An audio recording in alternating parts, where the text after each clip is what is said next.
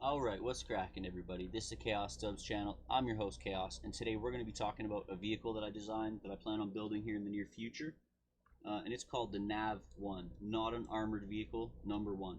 So I just wanted to make this quick video because me and Bear were talking about this thing in the summer and talking about going over it and having a peek of kind of the basic idea and developing the plan into a final plan where we're ready to build this. I've already got some of the metal. I just need some space in my garage. Currently I have my Volkswagen bus in there taking up all my space.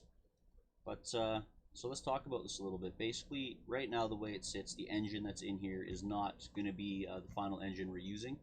The engine I got in here right now is a Honda Shadow engine, and it's just not going to work because it has a transmission built into it. Just not going to work for our purposes, really. And it's honestly probably a little bit underpowered for what we need. So what we're looking at here, this thing's going to be completely made out of metal, and it's kind of based on an Argo, but it's not as wide, so it fits on quad trails. And also, it's not near as expensive. An Argo will cost you around $30,000 or $35,000, which is just fucking outrageous if you ask me. They're plastic. I mean, they're still really heavy. They're 56 or 58 inches wide. They don't fit on quad trails, and they're really hard to maintain because on an Argo, all 8 wheels have chains to them. So underneath your floor paneling is an absolute fucking nightmare, folks. But in mine, we're just going to have single wheels driving. The way I have it set up right now also is so that the front wheels drive, and that's what I was hoping we could do for endgame here, but I just don't think it's going to work, even with a diff and all this. Like I have it set up, you can see this engine would drive this chain here.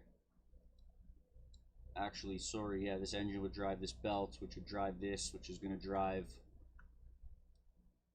the diff here, and this is, I believe, just a transmission to flip this from one direction to another. I can't remember, it's a little while ago. Anyway, it's not going to work as it sits, folks. But what we're going to do is we're going to take a smart car engine, and it's a 3-cylinder 1.3 liter, I believe, diesel, and we're going to pop that in here and hopefully just take the transmission with the engine and go ahead and run it to the rear wheels instead. I'm just going to remove this panel here so you can see. So these wheels may or may not stay on pillow blocks. We may have to do like a double pillow block. I'm not exactly sure yet. I got to do a little bit more digging into that before we finalize the design. But we want to run the drive shaft all the way to the back, just simply because that's what all these videos are showing. It seems to be the easiest way to go about this for the most reliability, because using car parts is just, it's solid, right? So we may have to move these rear wheels up just a hair for the rear diff or whatever we're going to do. It shouldn't even have to do that. But anyway, so let's move on here a little bit. We're going to have a whole bunch of storage in the sides. These are going to open here to store tools and stuff. These are probably going to have to get widened out right to the edge because we're not going to be able to store anything, I don't think, just based on the size of the engine that we're going to be throwing in here.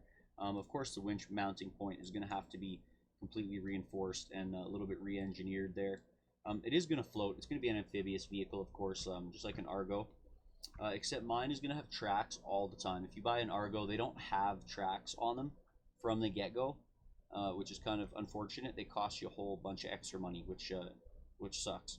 The tracks are going to be the most labor-intensive part, and there's going to be, we're going to need 2 or 3 people with welders helping, because you have to make each individual cleat from scratch, and you have to bend each little inner cleat to make them hold to the wheels. So it's going to be a hell of a lot of work.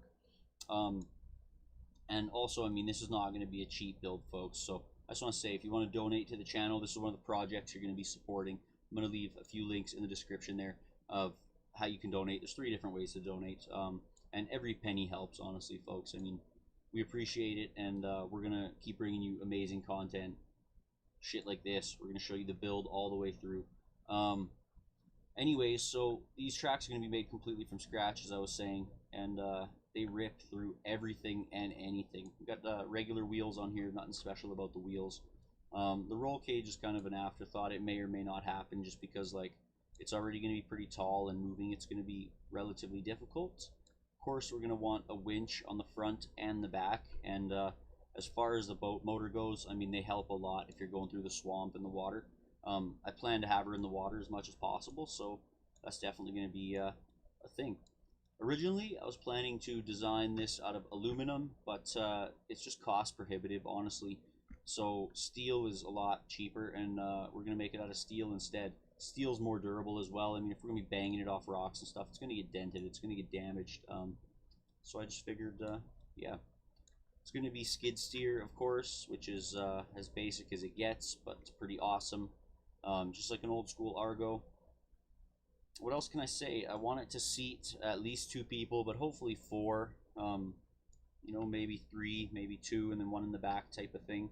But I definitely want it to be kind of an adventure vehicle where you can bring, you know, your friends and go on a rescue, and it's going to be heavy enough where you can throw a dirt bike on here, you know, put it on the side or whatever if you have to, rescue it type of thing.